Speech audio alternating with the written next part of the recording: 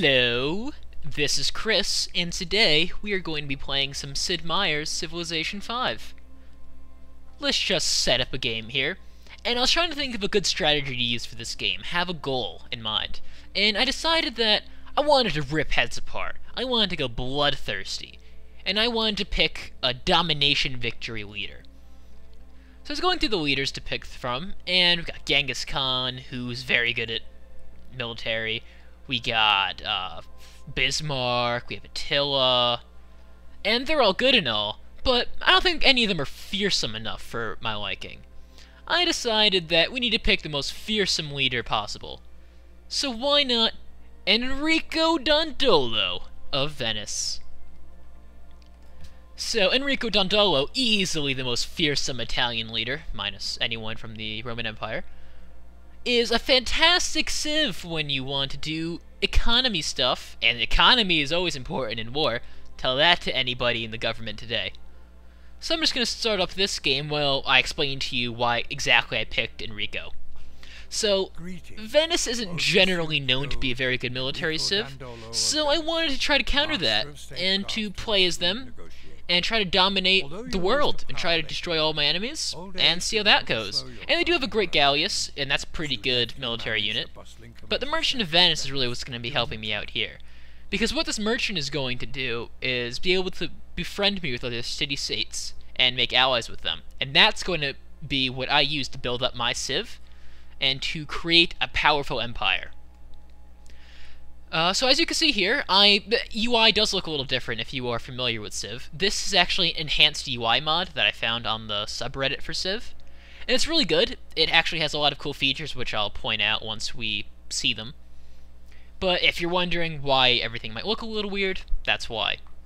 So we spawn actually in a pretty good location. We got some gold, we got some wheat, we're on a coast. So that's pretty perfect for what our plan is as Venice. So we just found this city here. Now, again, as Venice, we can only actually have one city. So you see this? You see the great and almighty town of Venice? That's going to be the only city we're going to settle for today. And probably for the entire game, because Venice cannot settle any cities. Which can be a problem when it comes to expansion. But while that's there, I'll have my warrior just chill, try to explore around. And I'll make this monument because, well, monuments are cool. I like culture. Culture's always pretty useful. And we're gonna go and rush the writing tech so we can get that great library, which is pretty vital.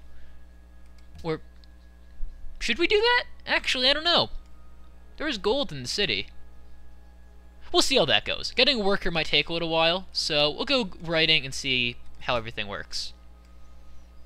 So just click next turn. And I am pretty excited for this, because I want to see how well Venice is really going to do in a military environment. I don't know very much about Venetian history, but from what I can guess, they're not supposed to be the greatest at war. But this is Civ, Gandhi nukes people, and it's not supposed to be the most realistic leadership simulator of all time. Oh, as you can see, we got some ruins. And this is looking like a pretty nice island we have over here, but I'm pretty sure I put this on Pangaea, so having an island might be a little odd. Oh, great. We can now see barbarian encampments. I am so happy about this. As we're waiting and waiting, just exploring the area, definitely have to think about what to do next. So, we have pottery in the works. That's getting ready. We're going to get writing soon. We're going to make that great library. Hopefully. Hopefully no one else rushes that before us. And another big thing about Venice that we need to find city-states. If we don't find city-states, we can be in a bit of a jam. Because without city-states, Venice's abilities don't actually do very much at all. But we're going to walk around, explore. We've got a scout on the way, so that's good. We'll probably get a worker soon once that scout's done. Maybe even get a second scout, we'll see. Oh, here we go. Once again. Another ruin. How awesome is that? So we are 8 turns in. Now we got a scout. We'll have him just kind of walk around. Have him on automatic exploration. But while we control this first warrior, because he's probably going to prove to be pretty important. Now, for the next building, the beginning of Civ is always extremely important, because you always want to have a good start. That way, in the future, when you start having nukes and stuff, you're going to be ahead of everyone else. So that means that building a building would probably be a good idea. Now, should we go shrine or granary? Food is pretty good, plus we're going to get some food bonus from that wheat that we just found. So we can go granary first. So now let's adopt a policy. We're probably going to have a small empire, let's be honest. This is, after all, Venice. But I'm looking at you, Honor. We're going to get to you.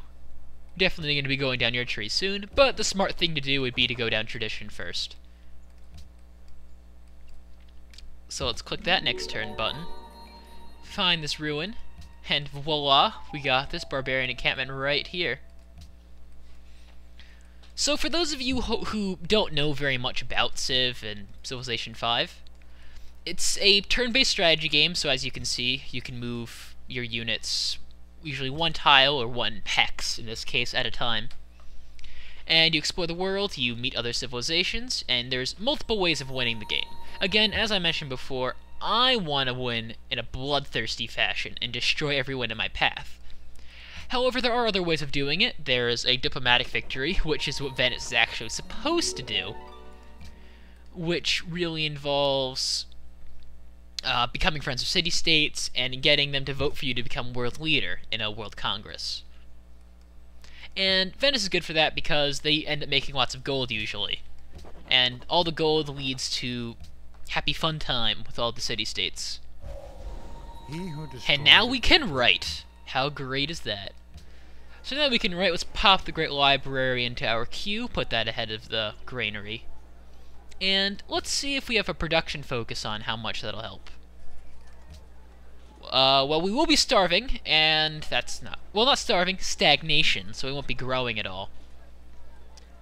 But, no, it's four turns. I don't think that's worth it.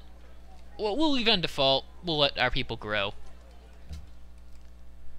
And how about we get mining up and running? So that way we'll be able to... Actually, no, not mining. How about we get animal husbandry? Because if we do, we'll be able to trade with Buenos Aires over here, our new friend. So thank goodness we did finally find a city-state, because that could have been a bit awkward if we didn't. Let's just destroy that. Now you see, that was the first unit to ever be killed by Enrico Dondalo of Venice. Only the start of his bloodthirsty reign as the mighty leader of the world. So, we got Bucharest over here. We got a unit who wants a promotion. Good for him. Let's go... Actually, this area's pretty flat. We might want to go shock even. But it is on a hill. There are hills over here, so... Drill is usually the best. And that's whenever you want to upgrade a warrior, or of anyone, drill is usually the best option to go. Because there are so many hills, forests, and everything in the game. So let's just try to do some damage to these guys over here. Make sure no one dies, because that would suck.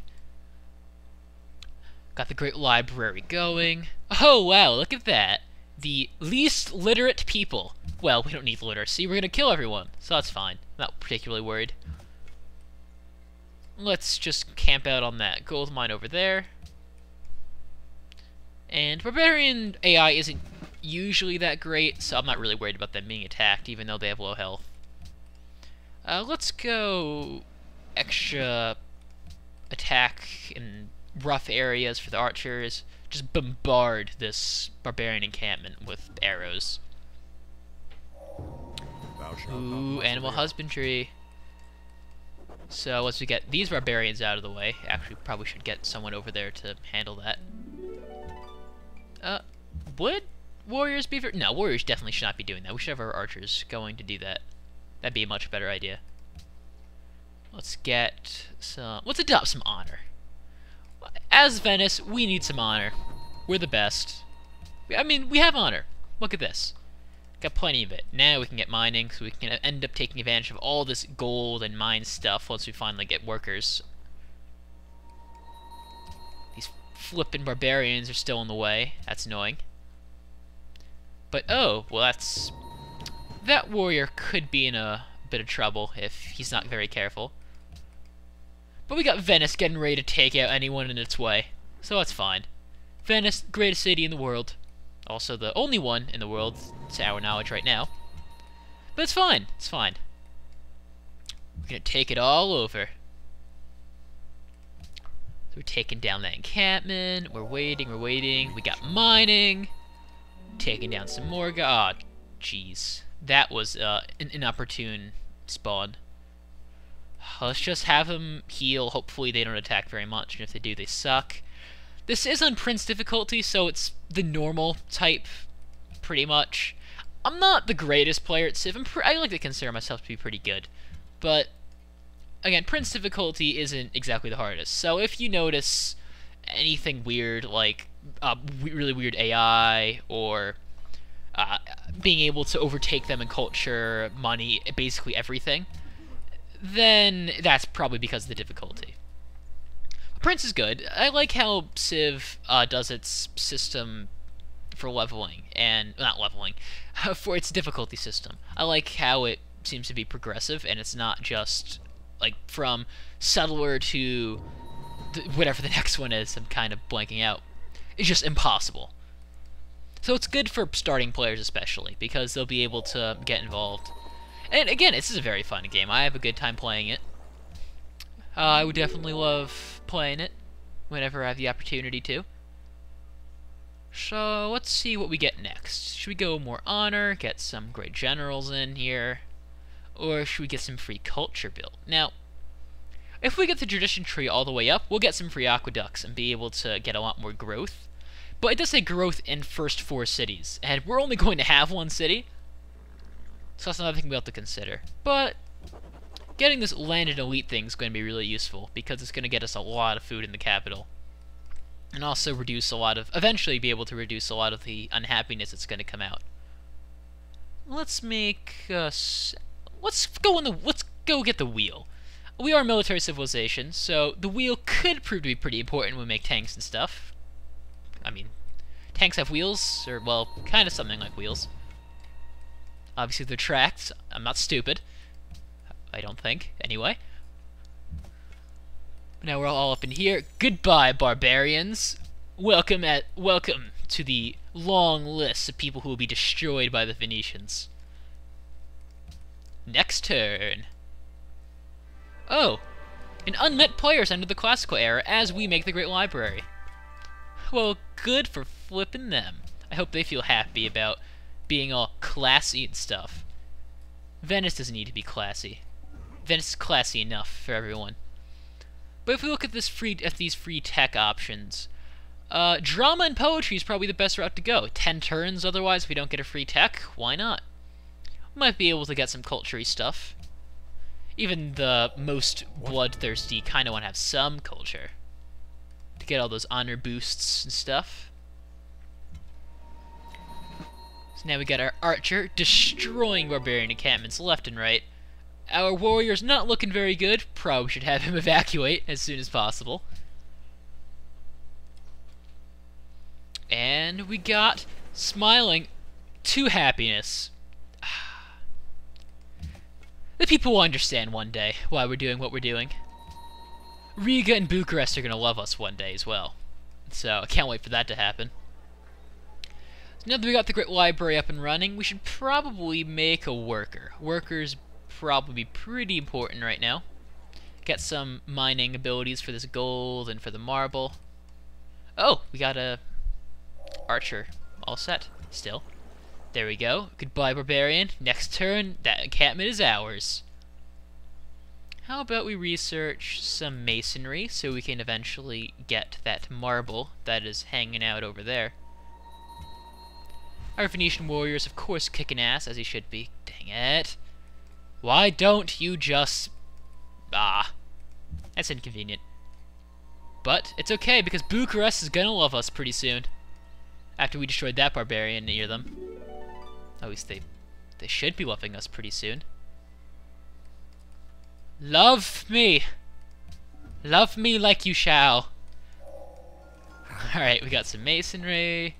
Goodbye archers.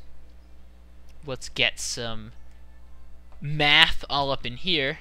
We need math. I mean, well, actually, no, not math. We're going optics because we want lighthouses for our glorious Phoenician city here.